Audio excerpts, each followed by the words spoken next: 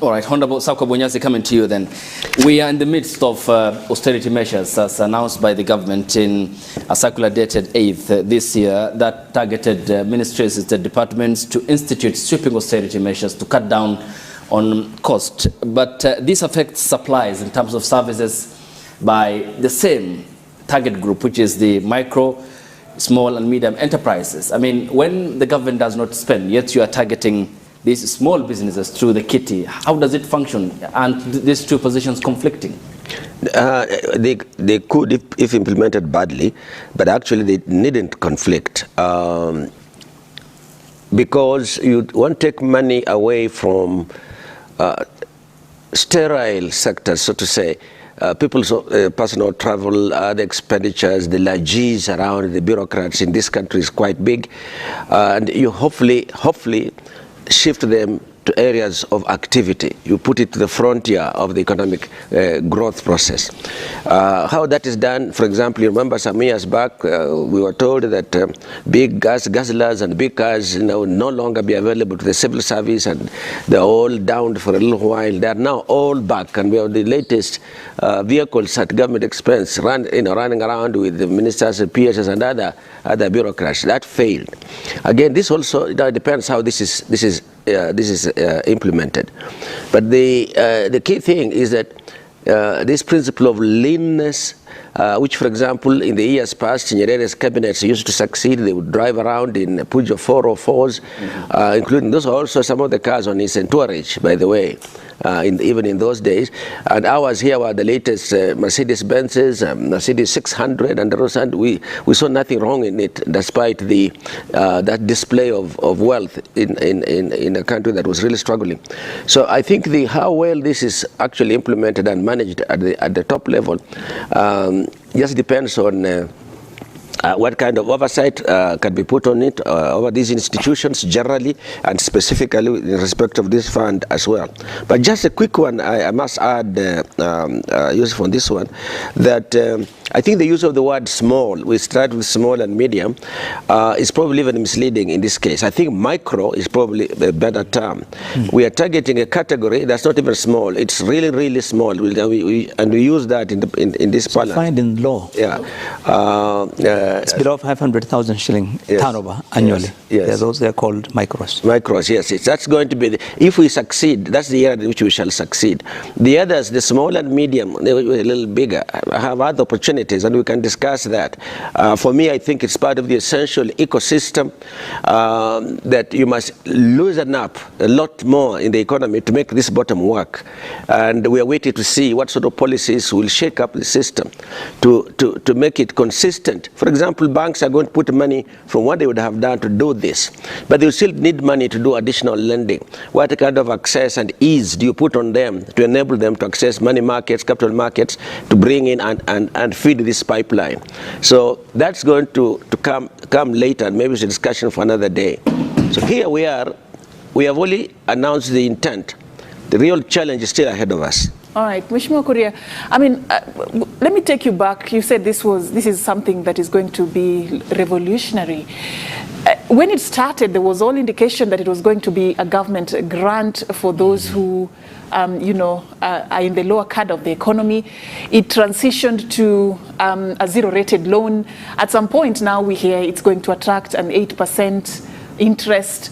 I mean, how sure would we be as a country that we are not faced with a lot of gray areas that may hurt us in the course of implementing this fund, that a lot has not been addressed yet, that may just surprise us along the way? I don't think there are any more surprises we expect. As per the report by Kenya National Bureau of Statistics, the rate of inflation as at October 2022 was at 9.6%.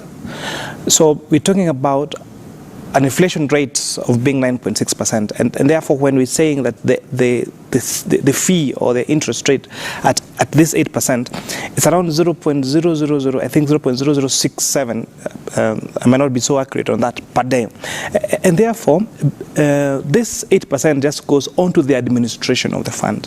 And again, we're focusing a lot about the Hustlers Fund, but let me tell you what this opening just this discussion about opening up lending or reducing increasing accessibility of credit to SMEs or to local managers has done.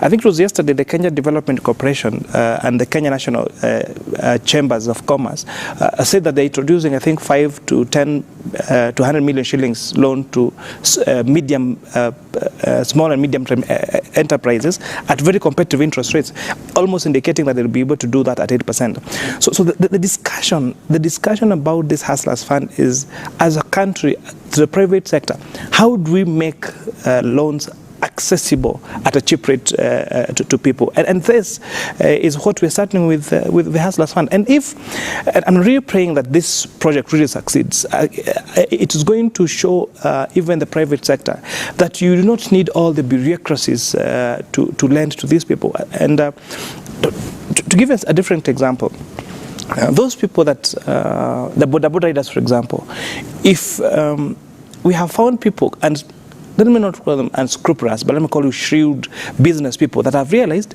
to escape the financial net of registering as financial institutions, they're now directly selling these motorcycles to boda riders, but as a loan. And these boda people will pay for this loan until when they are just like 2 months to the end of the loan. If they default at that particular time, the owner of this or the seller is very quick to repossess them. And there's no protection of these people.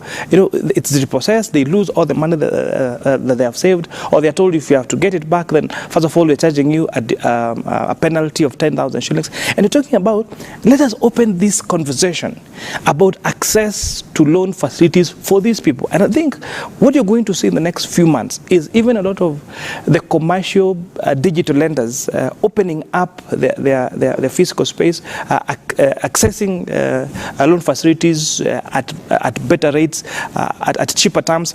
And I'll take you back to But when you talk about that in terms of opening up the market, is what you suggest, does then this mean the funds will support consumer in terms of the loans in competition with commercial banks, for example, and mobile-based credit providers?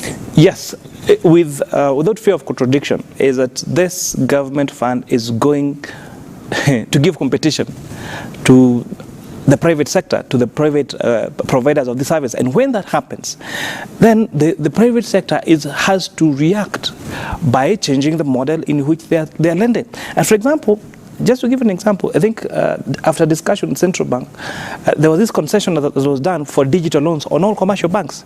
So by us starting to have a conversation that let's delete people from CRB, let us change the credit scoring for the people that borrow, that borrow. Let us make this accessible. We have had now banks sitting down and writing off their digital loans with the help of Central Bank, and therefore, it's opening up this space and making sure that no bank, no digital lender is going to harass the small and medium, the small and micro enterprises anymore, because you have to match what Hustler Fund is doing. And I'm really praying that it succeeds, so that when it's shown that it's possible and the fund is able to run itself, it's going to be sustainable, then it's going to again open up. You're going to find other quote-unquote Hustler funds by private sector. You know, I get you at a good rate.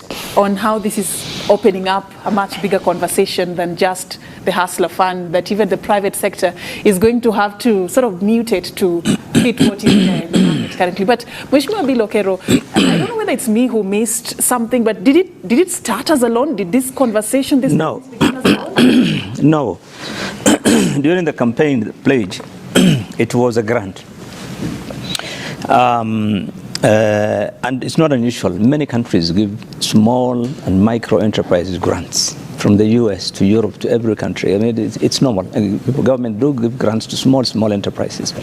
But I think, contrary to what, in my view, Mheshimiwa Kuri has said, I think it's the commercial, the other financial providers are the ones who have given the government competition for them to change that narrative from grant to a loan, because so the government is adjusting to. It's the government that is adjusting, because I think you cannot, you know, I mean, it's very easy for the private sector or the commercial, these other competitors to tell the government, look, You cannot be given free fund. We are in business. Okay. Yes, you're going to shut down our business. So you have to charge. And this is, I think, probably why the government changed. It's obvious. But I think the most important thing for the government is to be innovative in this fund. I like, for example, the suggestion the president made a couple of days ago that, Twiga Foods will be given 300 million loan for its, for its customers and so forth, so that they can have that liquidity to buy and so forth. So that some sort of innovativeness, I think, in this fund to make it different would be critical. The second thing is, I think, to appreciate that this is not going to be just a 50 billion loan at the end of the year. The figure would probably even go to as much as 500 to a trillion shillings, because it is the money that somebody will borrow today, pay back tomorrow, borrow another after 3-4 days, after another week. I don't think the average, this category of businesses, micro, these are people who don't need money for more than 2-3 days. I mean, 100 shillings, 1,000 shillings, 2,000 shillings is not of use to you for a whole year. But it's something you can use today, return tomorrow, collect tomorrow, like that. I think it's, so the turnover of that lending is what Fuliza would say, 500, 600 billion. So this one also would probably, by the time, you do a year, the figure would come substantial amounts of money.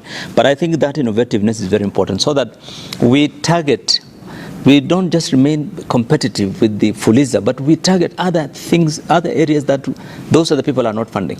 Okay. Because, for example, you're in Turkana, you want to buy some animals, you are in the areas in this country where things are not as straightforward as they are. And when you're in Nairobi, it's very easy to imagine how these things are done. But in some parts of this country, things are not so easy. And I think there's need to try and make it a bit more accessible in some areas through other platforms. I think that would make a lot of difference. And rather than just, assume that everyone will be able to access. Accessibility is critical. And about SME, Mheshimiwa Kure, the issue has never been about the cost. It's about accessibility to finance. That has been the biggest challenge. All right. If you're a small businessman doing 100 million shillings and walk to KCB for a loan, the collaterals required and the requirements make it difficult for you to access a loan. So the issue has been accessibility. Even with all the securities you have, it's sometimes very difficult for you to get a loan. Thank you. We will come back, of course, also to hear your thoughts on the sustainability, Mheshimiwa Bunyasi, what it will take to make this Hustler Fund sustainable, and also to stay ahead of the pack when it comes to matters competition, even with the private sector. But let's get to hear what members of Parliament had to say yesterday. It was a heated debate concerning this Hustler Fund. Let's hear some of their views on it. The regulations are fairly straightforward. It is beneficial to our members in our constituency, and many Kenyans are looking forward to borrowing this money, particularly the Mamambogas, the borders that are in Honorable Junet's constituency, who are borrowing from 500 shillings to 50,000 shillings. This will be the first phase.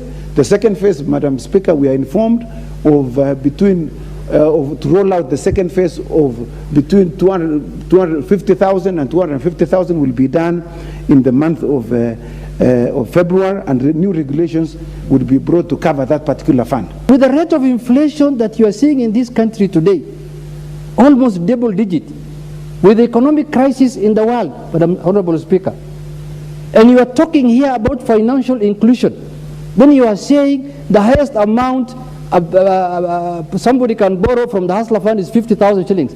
Madam Speaker, what business can you do with 50,000 today? You are saying that we are giving 500 Kenya shillings, and out of these 500 Kenya shillings, there's an amount that is automatically removed, and then you have 8% again removed. What the hell are you remaining with, Madam Speaker? Even this money is not even enough to purchase the fund that it should be receiving this money, even if you are talking about Mulika Mwizi. Members of Parliament there during the afternoon session of the National Assembly. And Honorable Sako Bunyasi, before I come to you, because we have also engaged Kenyans as to what they think about this. The idea that was politically a pledge, now it's launched today by the President, and one of the major pillars of the pledges that he made then as Deputy President, and now with the full mandate as the President. So let's see the tweet from the Twitter handle at Citizen TV Kenya. The hashtag is Daybreak, and this is what you are saying.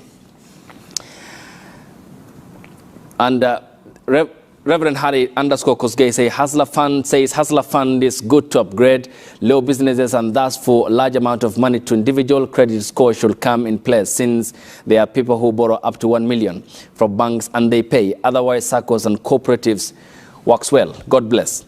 Thank you, Reverend. Remy Butia, one of the biggest developments with the structure of the Hustler Fund is that it will now not just be a credit facility, but a savings vehicle too.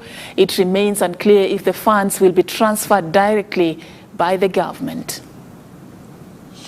Athanas Mavuti one says, those who are against the Hustler Fund do not mean well for the hustlers of this nation. The implementation of the Hustlers Fund is transparent and it will transform the lives of many hustlers in this nation. Kudos, he says, Mr. President.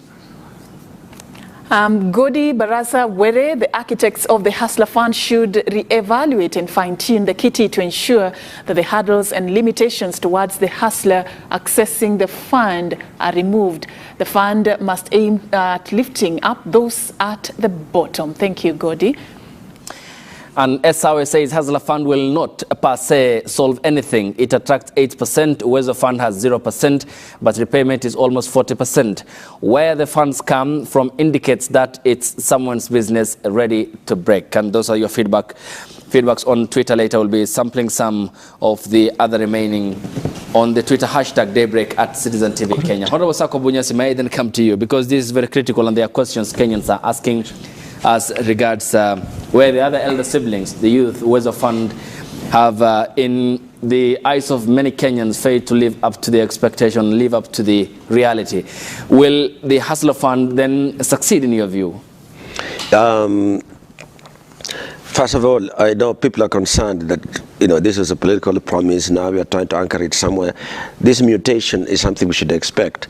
The purely political space cannot anchor a fund. So when you bring it within institutions, then you face this reality. And I want to also reiterate what Honorable Bill Kerrow said earlier.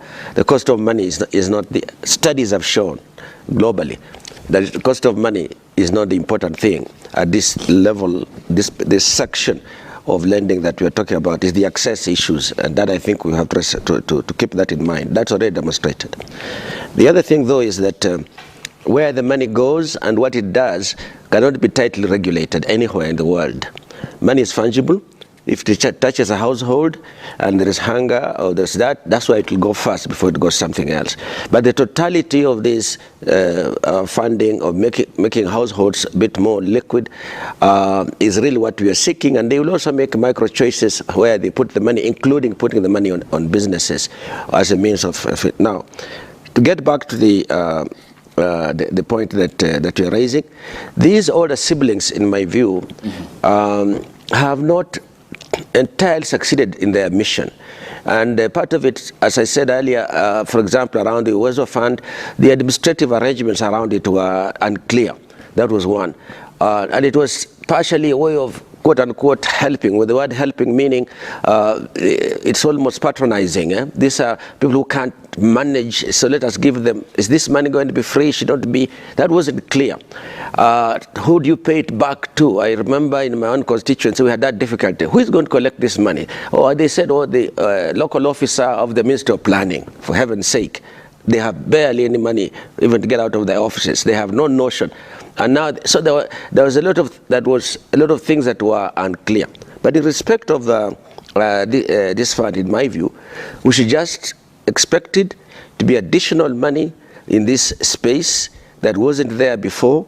How it will be used is going to depend on the quality of monitoring. And I want to conclude this on a note. Honorable Bill Kerrow mentioned Turkana, but I thought he didn't give the example I'm thinking about.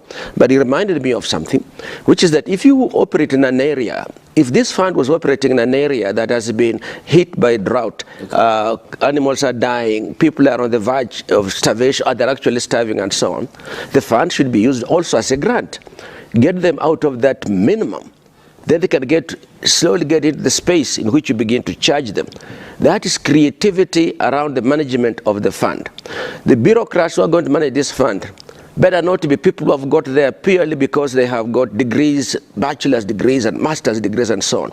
No, they ought to be people who come out of the trench, who know how you can get money and how you can get money to people of this kind. And I think it's going to be important. If we let people go hungry and we think that they'll invest in a business and then get out of that, that is a very long-term goal. You must first deal with today's needs and graduate out of it. Okay. So there's a lot can be done, from the shelves of innovation and creativity in the management of the fund. Okay. I'm also looking at one provision here that says that all the products offerings will be delivered electronically and with no requirements to fill any manual forms or to secure any third-party guarantors. And as such, the Hustler Fund will be delivered without any bureaucracy. Of course, I don't want to come back to it, but a very quick one. Okay. Yeah. They must not lose sight of what they can gain in strengthening the intermediation channels. People are now used to answering questions. We do that in surveys, in census, in fleas, and so on. They are transacting on the phone, and they can make an application on the form. Yes, there will be no paper, but that does not mean there should not be an application format, because you must know who your customer is. If you don't know them well today, by the end of next week, you must know them a little better than you did after 2 years or a year or so. Our population will be well understood and their needs will be well met. All right. The reason, and thank you for also your addition on that. The reason I brought that up is because, and this is to you, Mheshimiwa Kuria, if you look at what is happening in the private sector, the culture has been that such principles have helped to tame the defaulters and to just be careful not to have your institution lose money to those who don't want to pay back. If the government is going to offer such loans and remove some of these safety measures, how then are we sure that the money will come back? I'm concerned because this is going to be taxpayers' money we are talking about. It's not a private institution doing it. Thank you very much. And I know that this is a big concern, but what the fund intends to do is leverage on the existing infrastructure by other service providers. For example, whether it is the banking platforms, whether it is a Safaricom platform, whether it's Telcom or Airtel. So what the fund is going to do, and I think it's very important that Kenyans get this, it's going to leverage on existing infrastructure.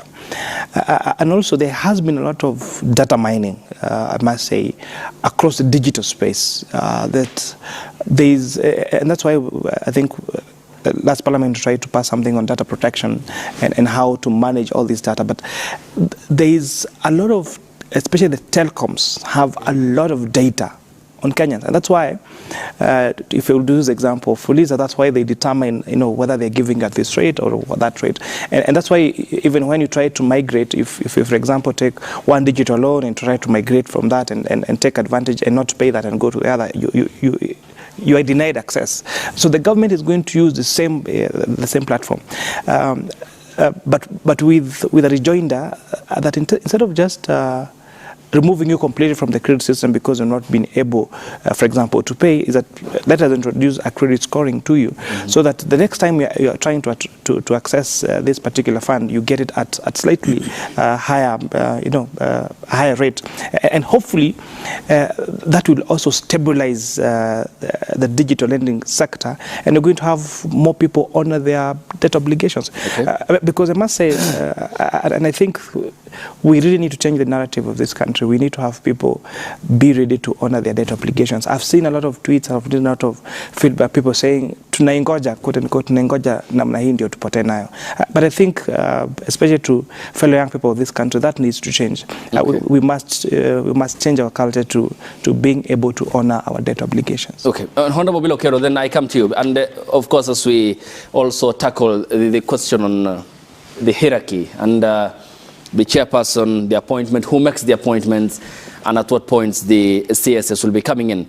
72% of micro and small medium enterprises are from personal savings and or income. I mean, in terms of then sustainability, talking about, for example, the 2021 merger of creation of Biashara Fund, a kitty of about 2 billion Kenya shillings, which merged the Women, Youth and Uwezo Fund to provide loans at, for example, 6% rate, targeting women and youth in the country. I mean, how different is it? Because you look at very short shelf life of the money that Kenyans want to spend within the financial cycle in accessing this money and credit.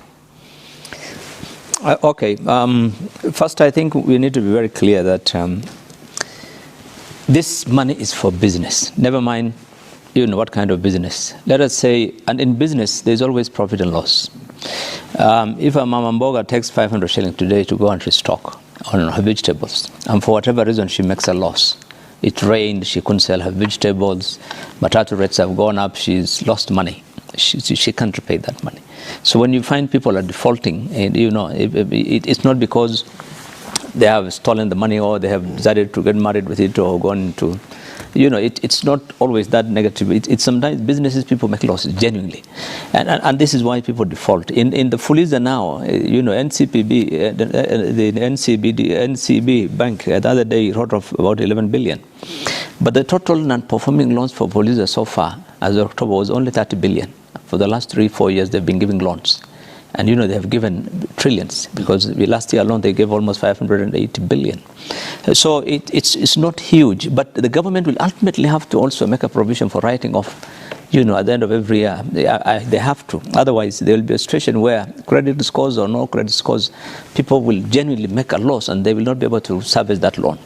Now, on the way the fund will be managed, the structure of the board or not, for the ordinary Kenyans who will be concerned about the money.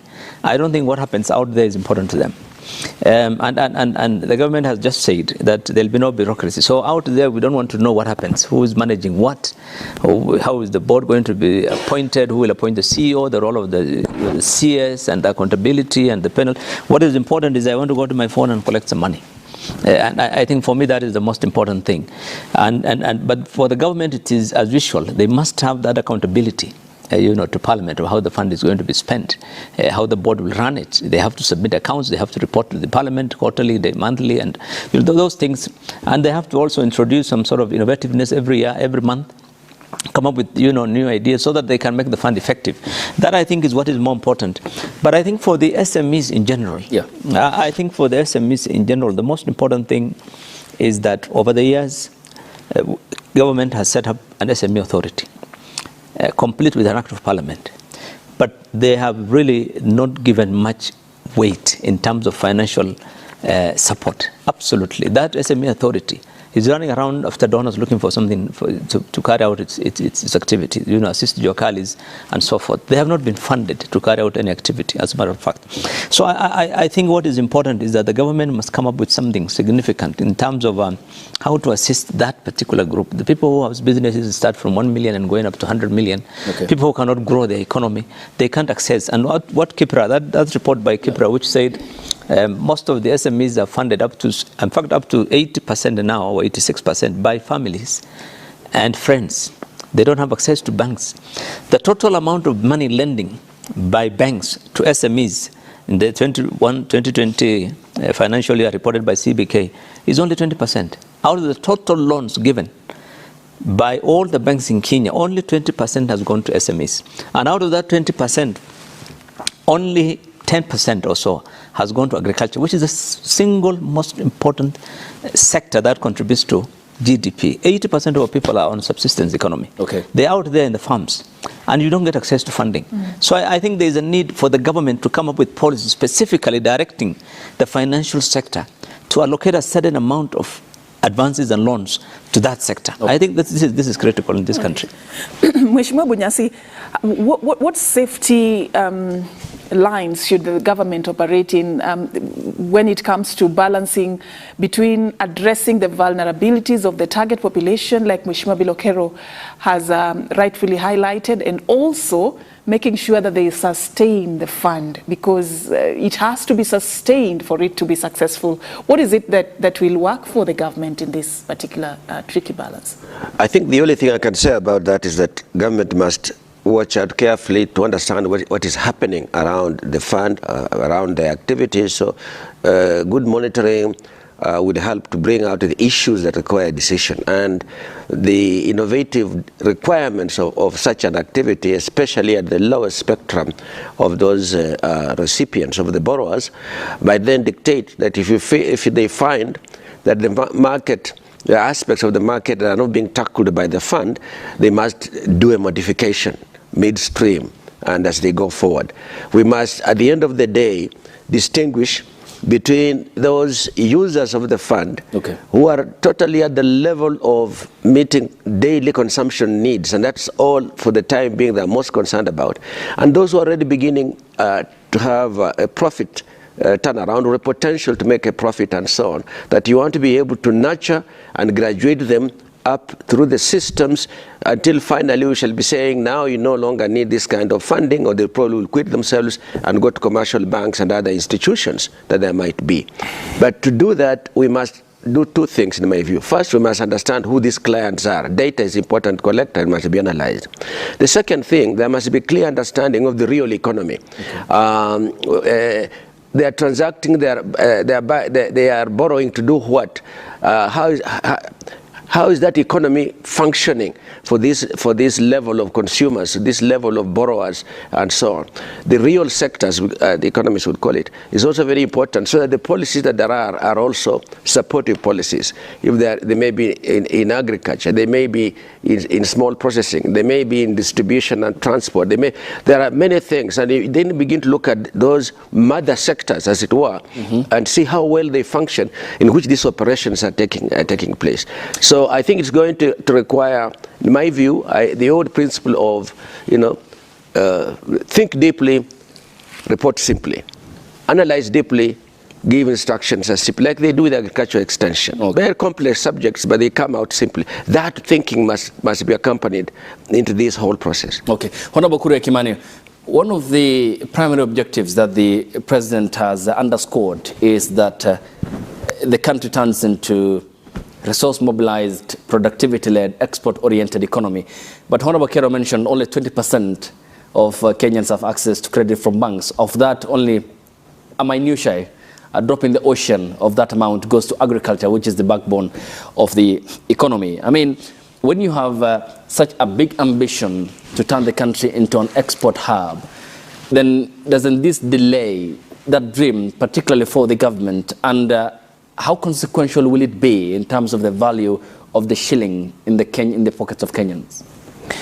Thank you very much. The Kenya Kwanza government is not trying to, per se, reinvent the wheel.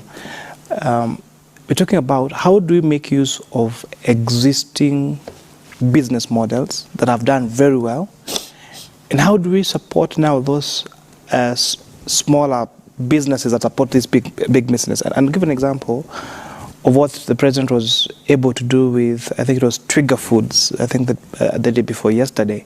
This is such a successful business model, but again, why is it successful? We're talking about the expertise of its management, access to capital, existing structures, even the record keeping. Because I think one of the challenges also has been with the smaller businesses in terms of even access to credit. Because if they are not even able to keep proper records in terms of proper accounting, because if you ask them, how much is your asset base, how much is your turnover, some of these businesses are not able to adequately even keep their records. But how now do we leverage on existing models that have worked?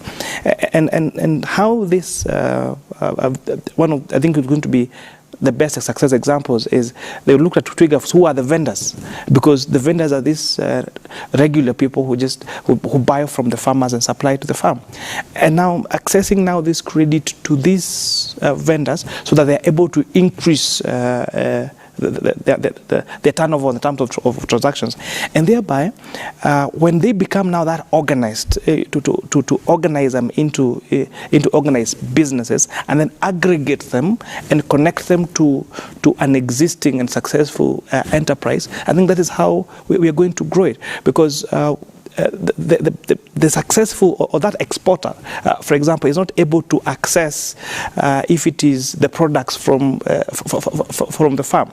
So if that person who buys potatoes from my village in Kapsita, or who buys carrots or cabbages or whatever other products, is able to get through like a mainstream system and access accreditation of their products in terms of packaging, in terms of testing, in terms of standards, then we're going to find that product getting to export.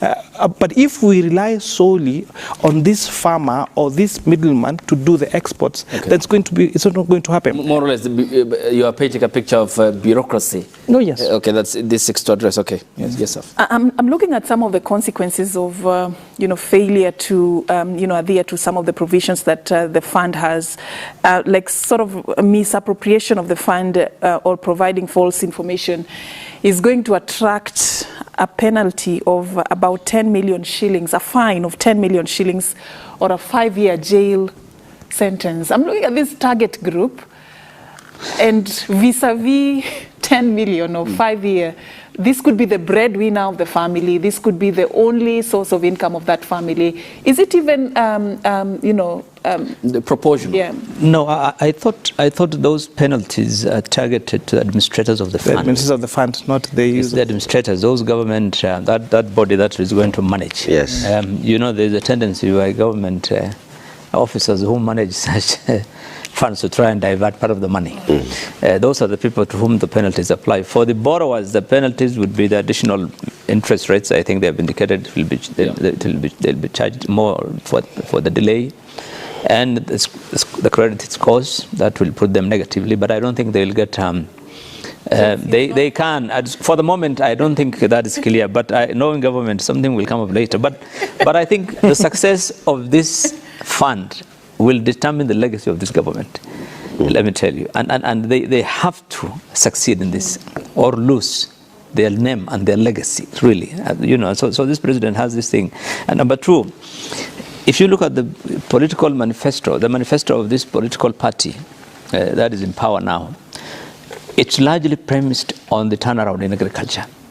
Everything about it is based on agriculture. The food, the cost of living, the employment, agribusiness, value addition, and so many things. Everything is anchored on the success of agriculture. And that is a sector that is not being financed by banks for whatever reasons, because banks consider them to be risky. And so I think it will be interesting to see what specific models of assistance in terms of financial access that this government will come up for that sector. Because even this Kenyan TC, the Kenya National Trading Corporation thing, is about trading. Much of this Fuliza and other digital service providers credits is for trading mainly. Agriculture, people who need to buy, seedlings, who need to plow, they need to plant, they need to harvest, they need to sell. I think agriculture is where we need a lot of support, and this is why Agricultural Finance Corporation was put up. There were a lot of financial institutions that were set up that are not succeeded, and I think they need to do something. That is another thing that will define their legacy. If they fail in agriculture, the cost of living will shoot up. The president said, give me a year, I'll work on agriculture and you'll see the price. But you cannot just do that, without addressing that issue of access to credit. Okay, Honorable Kerrow, before I proceed to Honorable Sako Bunyasi, it's very critical that we observe this, and the economy was the organizing factor in the 2022 polls. And it doesn't matter who is in power. I mean, Kenyans want an improvement in the economy, rebooting post-COVID-19 pandemic, and to the path of prosperity. But when you have them not feeling the value of the shilling in their pocket, concerns over the plummeting of the economy, can that quick fix be made by the administration? And given the challenges that the government has highlighted and went into high of 300 billion Kenya shillings from the budget, will this be practical? Will this be realizable? I think my colleague has mentioned, but in a recession, the economists would tell you it's advisable to not to have austerity measures in place, because the more you spend, the more you increase aggregate demand, so that economy would grow. But this is a situation where debt has become a major issue, because every shilling we are spending, or every 100 shilling we are spending, about a third of it is borrowed money. Because 2/3 of it goes to servicing of loan. And so the government has to balance, and I think this is why this austerity is critical, not because of anything else, but because of the issue of the pressure of the debt. And yesterday the CS Finance was categorical that we don't have any more headroom. I can't borrow any more. you know, the president has every trip he has gone out, he's been signing on to loans. He signed on to a loan, 120 billion in Korea. He went to COP27, he signed on to some 500 billion with the British, whether it's public partnership or whatever, but they're all commitments that will be undertaken or guaranteed by government. So I think the economy needs to be turned around, and more than anything else for the Kenyans, who are the majority of the ordinary Kenyans, it's the cost of living. And the cost of living can only be addressed if fundamentals of the economy can be addressed. And I think the government has, in my view, really not looked at some of the critical issues in the economy. You know, that would make things different. This would help the fund, of course, but I don't think. If you ask somebody 3 months ago where he was in terms of his situation and today, in terms of joblessness, in terms of the cost of living, those are the fundamentals, and nothing has changed much for him. He's still buying the unga at 213 or 230. He's still finding, you know, he has to pay his school fees. He's still growing. It's increasing by the day. The university fees are increasing. You want them to increase the NHIF. You want them to increase the NSF. I mean, this demand, the government is saying double the tax collection. I mean, you cannot really, in my view, all those things about more taxes and more collections should be deferred until the economy is back on track. Yeah.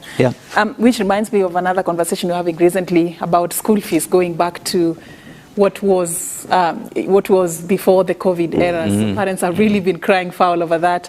But that's for another day. Mheshimiwa Bunyasi, should the government go beyond the Hustler Fund? Because what's the point of having easy access to a loan and then you end up paying a huge chunk of it to the multiple licenses, the tax, and the bribes that, you know, the small traders are forced to pay just to stay in business? I mean, should we think bigger in terms of helping that micro, business?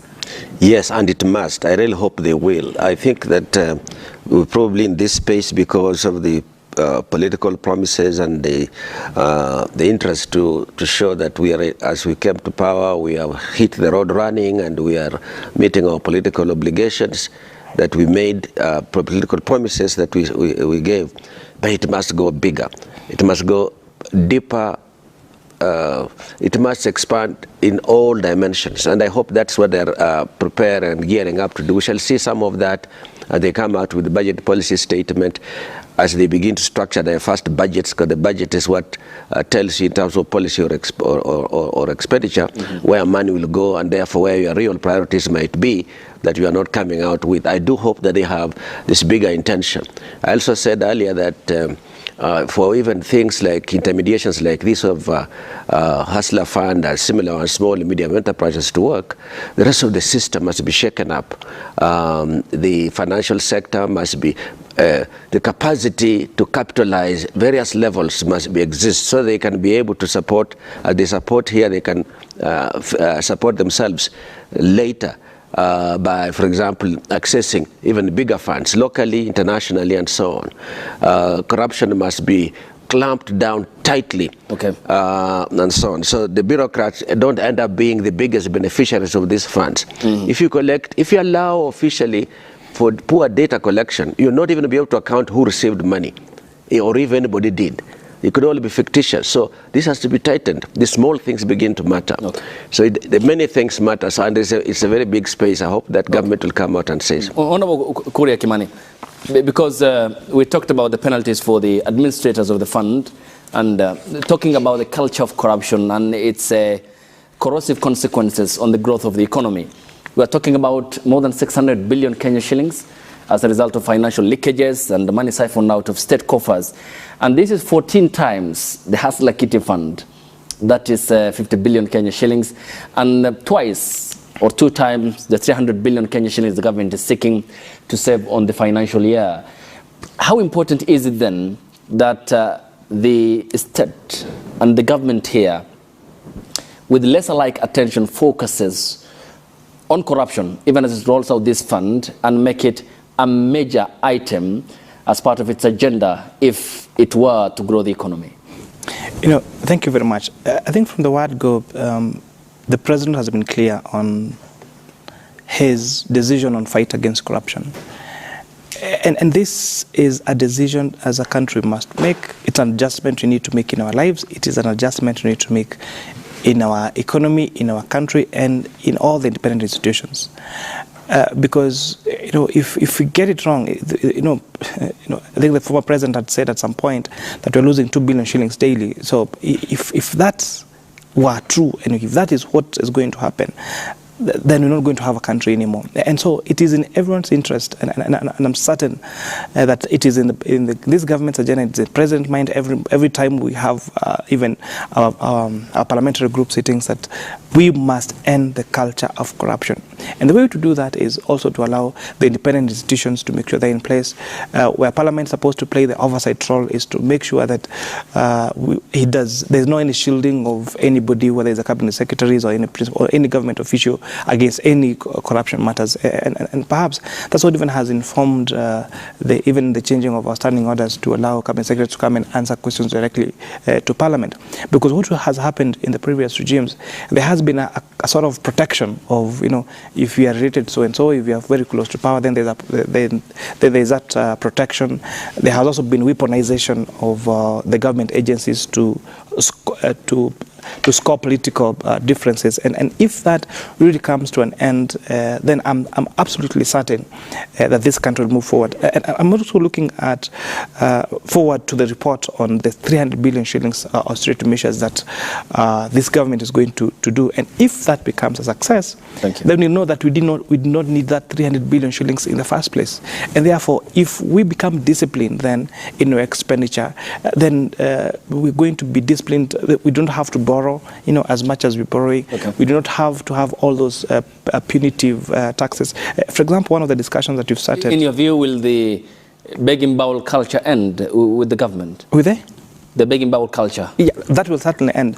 Once we for example, introduce like the national tax policy, because if you're giving a minute to indulge that a little further, one of the biggest problems we've had with compliance with our tax laws is because they have been changing every time.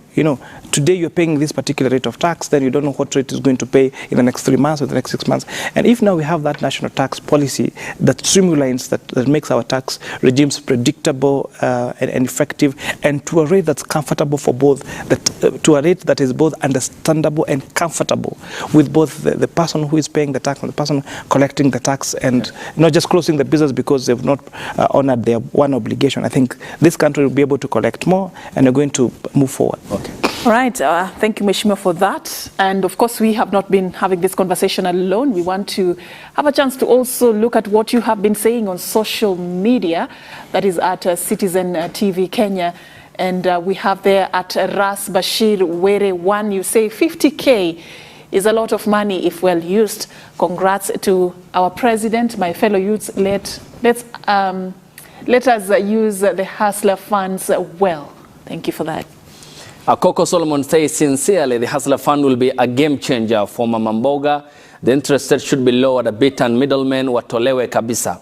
This is a thumbs up for President Ruto.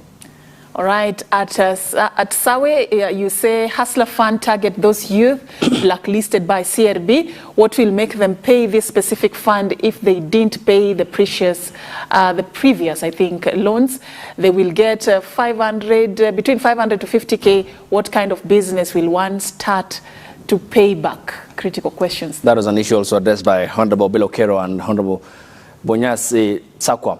MPs are yet to pass the supplementary budget, says Gaita Dex. Where are we outsourcing the Hustler Fund being launched today? Someone is doing business with Kenyans in the name of the government. At MC Rumaz, you say Hustlers Fund is a brilliant idea. If it will be implemented well, it will improve micro, small and medium enterprises. But let's hope we will not have a Hustlers Fund scandal, just like Kimorer and Aror and the KEMSA scandals. Another scandal in waiting. That's what a Kenyan there hopes it's not. The question of corruption. Your body language, Mheshimiwa. Yeah. Yes. No, I'm not worried about that. I don't think there will be that kind of a situation. Because then that's why I said this thing will define the legacy of this government. If they make a mistake on this one, they'll be down. But I think it's good to be hopeful. But let us not think of criminalizing Kenyans for failing or defaulting on these loans. You know, there's that tendency to find if the small people default, it's a big thing. But when, you know, we are pumping tens of billions into KQ or to Kenya Pipeline or Kenya Power and all those things, or you're writing off Korea's huge coffee farms, you know, you're writing off their debts, 2 billion, 3 billion, the tea farms, or you give fertilizers to his tea farmers. Those things all those subsidies are not, or all those grants and subsidies are not a big deal. But for these small people, when we give 50,000 and they don't pay, it becomes a big issue. And let's hope Parliament will not lose sight of the fact that these are the Kenyans whom we need to support, whatever the situation. Thank you. Honorable Sako Bunyasi. Yeah, I think it's a great opportunity for the government to engage with its citizens. For a long time, a lot of our planning did not really worry too much about the low end of the socio-economic spectrum. So I really hope that they will do so, and they will do so rigorously, transparently, so that we can systems can grow and mature and to make it easier for everybody, including themselves. But this is not going to be something that the president will launch and turn his eyes away from it. If he did, it may face the fate of very many things that we have funds we have established, and the failure can come from greed and corruption. You might find that the real net beneficiaries are the administrators of this, and I'm not in any way accusing the specific people, but just as a general principle, we know this what we have suffered in many cases. So I do hope that along the line the president will keep his eye on it. Lastly, we have the debt issue. This national debt question is big. We battled it in the last parliament. I had a bill that was resisted every inch of the way for different reasons. Now it's time really to reflect on it again. Otherwise, all these other initiatives will be killed, will be stymied at the start. All right, Mheshimiwa Kuria. Let me start by congratulating this president and this government, because for the very first time we have a government that has seen we've seen action in terms of honoring their campaign promises. This Hustler Fund, I still believe, will be revolutionary. I have seen what a fund like Women Enterprise Fund has done to my constituents. I've done how small groups that were doing table banking have been able to transform into poor households, to improving their incomes in the family. I've seen a SACCO come up in my constituency called Tayari Women SACCO that started with a loan of 100,000 shillings from Women Enterprise Fund. They're now able to, their loan book is now around 10 million shillings. I've seen some women at Posta who used to sell what we call minji, and now they have been able to create a removing fund of around 1 million shillings, and that really has transformed in terms of their business, in terms of their access to loans when they need to pay school fees and when they need to buy stock. And I'm hoping that this now will even go further to younger people who do not want to fill the forms and all that, and now with either a smartphone or even without a smartphone, with the USSD code, they're able to access these fees.